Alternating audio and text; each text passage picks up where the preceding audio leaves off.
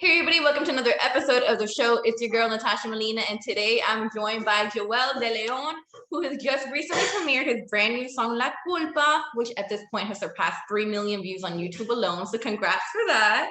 But Joel, Thank how are you? Super good. I've been super good. Very happy with, all the support towards La Culpa. It was something that surprised me.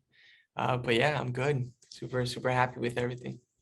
I'm so happy to see the new music that you're putting out, to hear the vibe from the song. But before that, I do want to mention, obviously you've come such a long way from La Banda to where CNCO was formed to being part of this amazing group for so many years and now going as a soloist. So how has the transition been for you? Well, the transition has been pretty, pretty good. It's been pretty easy. It's been very calm. The decision of me leaving the band came from, I would say it came to thought about it almost a year ago. So I kind of let the guys know that I kind of needed to take this step in January. So I let them know what time so that they wouldn't feel abandoned. That's why we kind of did that last concert, this being them. And it's been pretty good. The transition has been it's been nice. I thought it would have been a bit more difficult than what it is. But with the team that I got, with the label being super supportive of my vision and the whole project, that's been something that has made me feel stress-free. So yeah, the process has been really nice. I'm very happy with everything that's happening in my career so far. I love that for you. That sounds amazing. As long as it's been like a stress-free, smooth transition, that's what really matters. So that's amazing. Yeah. So I also want to mention we have a rebranding going on. Obviously, you're soloist now. We used to be able to call you Joel Pimentel, and now it's Joel De Leon. And I know that the reasoning behind it is super special. And I wanted to let you tell, the fans watching why this new name. Of course. Bueno, I changed from Joel Pimentel to Joel de Leon. Because at the beginning when I was on La Banda, I didn't know if I was gonna make the band. I wasn't too confident with myself. Luckily the fans did believe in me. The judges believed in me, and then I just entered the band. I didn't think I was gonna have to think of an artistic name. Um, so after having the decision about leaving the band, I thought to myself, I was like, maybe I can choose an artistic name now that has a really good meaning behind. And I decided to change from Pimentel to De Leon because De Leon is the last name that carries the music in the blood. My grandfather is the one that taught me how to sing at a very young age, and his name was Luis De Leon. And it was always his dream too to release music, to be an artist, but unfortunately he didn't really have all the opportunities, especially being an immigrant with 11 kids. United States was a bit difficult. So yeah, I kind of wanted to do it as a tribute to my grandfather, and I also like the last name De Leon too. People have taken it in pretty well, so I'm really happy with all that. Yeah, it's like a little bit nostalgic saying goodbye to one name, but then bringing in this new persona, and especially one that has so much meaning to you. It's really important, not only to you, but to all the fans to be able to back you on this too. I love that. Most definitely, yeah. So now let's get into talking about La Culpa. It's your debut single as a soloist. It's incredible. It's a new sound, and we get to really hear everything that you're bringing to the table. I love it. We also have two-time Latin Grammy winner Jos Favela playing guitar on the track. That's incredible. Talk about how this track was created. Yeah, well, this track it came from the third session for the project. I came in with the idea of doing a song, of the genre that my grandpa had sang all his life. So it was kind of like to tribute that. It was also something that I heard a lot as a kid, so like I wanted to try it out too. And once we started writing the song, we just started putting ourselves in another person's shoes, because I've never actually gone through what La Culpa says. But yeah, it kind of flowed. It went supernatural. It was something that felt very genuine to me, the genre. And once we finished it, we were thinking of something else to add to the production, which are the guitars. And we just thought of Jos Favela out of nowhere. We were like, you know what, if we add these Mexican guitars to the song, it's probably going to give it that special touch that it needs. And now we called him up, he did it, and it it turned out really amazing. So I'm really grateful that he was able to do that for my first single. Yeah, that's incredible. I really think it does give it that special touch, like you mentioned. I mean, especially him being as big as he is, and the Mexican genre, and the fact that you wanted to do the song to be closer to your roots. So it just seems like it all tied together in the best way possible. So I'm Definitely. happy about that. And the video itself is also, I mean, it's incredible. The fashion choices, the different looks. I mean, that look that we have right behind you as we're talking right now. Come on, let's talk a little bit about that. Was this all you? Yeah, for my project, my vision, I've always been a type of guy that likes to do different things. Ever since I was a kid, even if I was bullied for it or like criticized for it, if I'm always gonna try to be myself, come up with different ideas and express it to the world.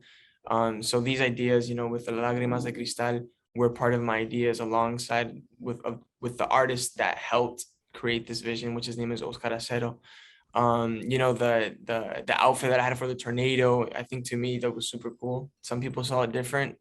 um but yeah, that's kind of something I also want to spread throughout not only my music but with the vision and like the videos that I start to release, to like to motivate people to be themselves. It doesn't matter if you're weird or different, I'm weird or different, that's what makes you different. And there's always going to be people that accept you. So yeah. I think it's so cliche to say, but I always say being normal is boring. Who wants to be normal anyway?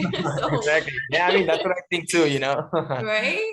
So I'm Yeah. curious now to know, do you have any like fashion icons? Fashion icon. You know what? I don't have a specific fashion icon, but I think like different eras that we have already passed through. Like sometimes I get inspired off of a 50s look, or I get inspired off of a look from the 70s, or I just think ahead of time, like to some futuristic thing.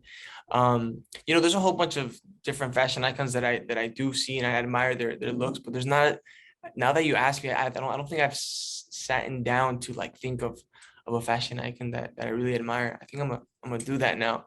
You know what? Um, That's good because now you can be your own fashion icon. You don't need one. Create yeah, your own look that's and true. style yourself. That's true. Yeah. Yeah, but I thought that was really interesting to mention because I love, the fact that you said you don't care what other people think and everything. And then especially in the Latin genre, there's so many other artists who like they let go of that machismo and everything, like Bad Bunny and J Balvin, and they're out here wearing skirts and things like that. And I love that because it's like, you're being yourself. So I love Yeah. that you're another one to that list now. Yeah, for sure. It's something that, if you want to express it to how you want it, to however you want to do it, then go ahead, as long as you're happy. Yeah, I wanted to talk and shed some light also. I wanted to say how much your Spanish has improved. And I say this with so much love for you and respect for you too, because I also, my first language is English. That's why I'm doing a little intro in English because I know it's our dominant language. Yeah. But it's amazing to think how far you've come and everything. Because I feel like us, Latin Americans and everything, we usually have trouble growing up, just speaking English or whatever. And we usually get, maybe some toughness about it, saying, oh, you don't speak perfect Spanish, and it's a little bit hard. So I just wanted to get your perspective on that and, some words for the audience. Yeah, most definitely. Well, it's, to me, this is the first interview I do in English, and I think I've done one maybe last week. So I'm kind of already used to talking in Spanish. So I don't know if you've kind of noticed, I'm kind of trying to speak a little Okay. relaxed so that I Okay, speak puedes correctly. decir tu respuesta en español si quieres, entonces está bien. No. I'm just giving a little note Now he's like, no, that I no. think, no, that I think it's very, I just think it's very funny how before I would be like super, I mean, I'm still comfortable speaking in Yeah. English, but I think I was like scared sometimes, to speak in Spanish before, because it was something I didn't feel too confident about. And it's true, like how you say, there's a lot of kids that grow up in the United States, having a Latino background, but growing up in a school where most people speak English, all the movies are in English, video games are in English, like you're surrounded by that. So it is, it's a little bit difficult, but you know what? I've come to realize, like, as long as you understand me, I don't care if I don't speak it well, or if my accent's a little bit weird. As long as you understand what I'm trying to say, that's really all what matters. And that's something that kind of held me back a lot before, when I used to do interviews with the band. I was just thinking in my head, like, dang, if I say this wrong, I'll probably be criticized. But nowadays it's just like, I mean, if you understand me, you understand me. So yeah, I mean, like you say, I have come a long way learning Spanish, especially being in that band, traveling like almost all Latin America. So that was a really good school for me, I guess I could say.